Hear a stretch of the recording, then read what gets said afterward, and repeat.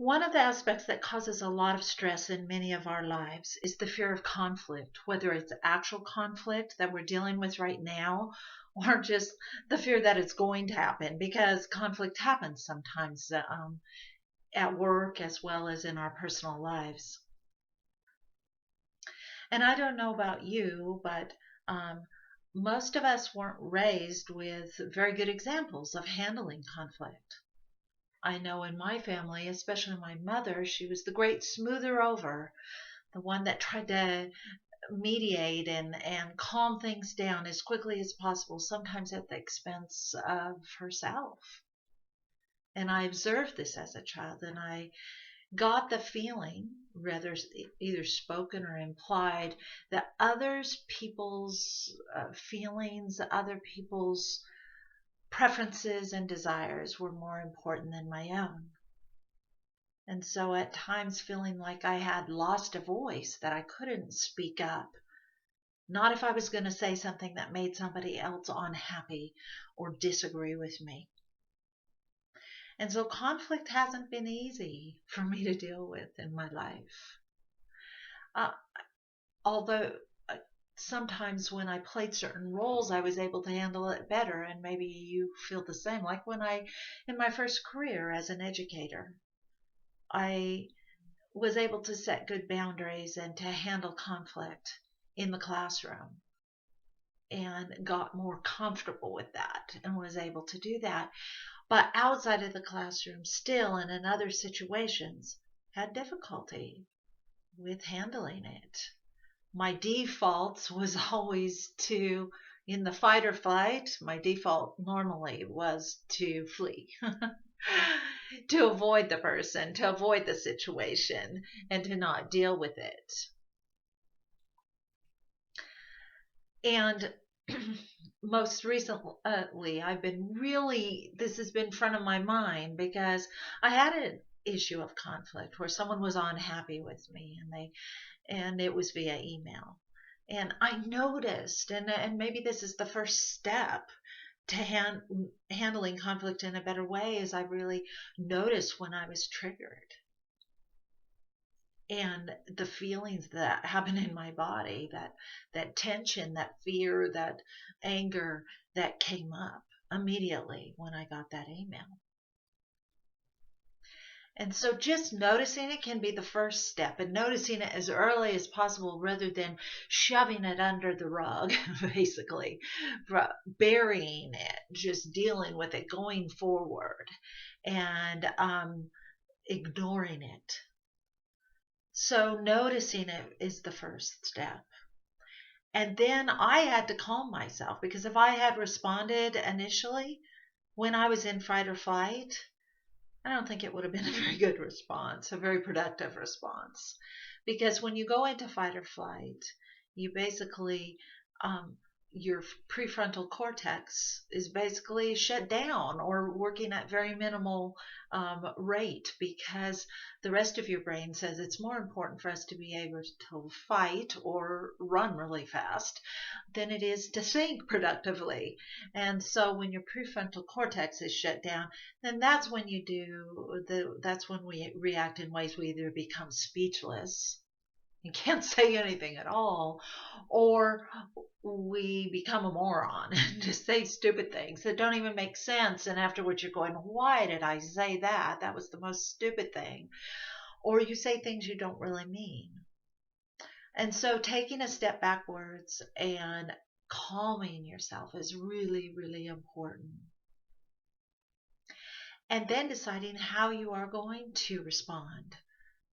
If you are going to let it just go, or if you're going to write a letter or speak to them personally, or whatever feels right for you. But after your brain is calm, then you're going to be resourceful and you're going to figure it out.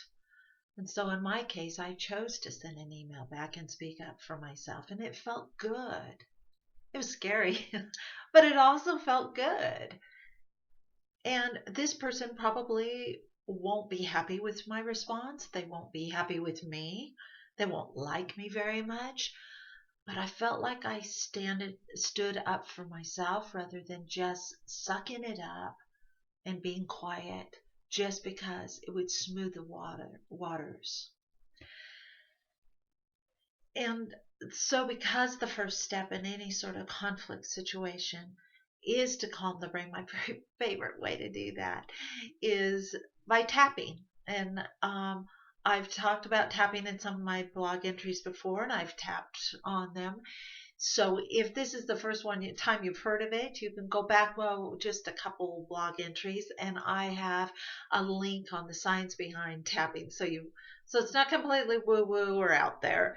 It actually has science behind it. It's my favorite way to calm, because it's super simple to calm your brain and become more resourceful.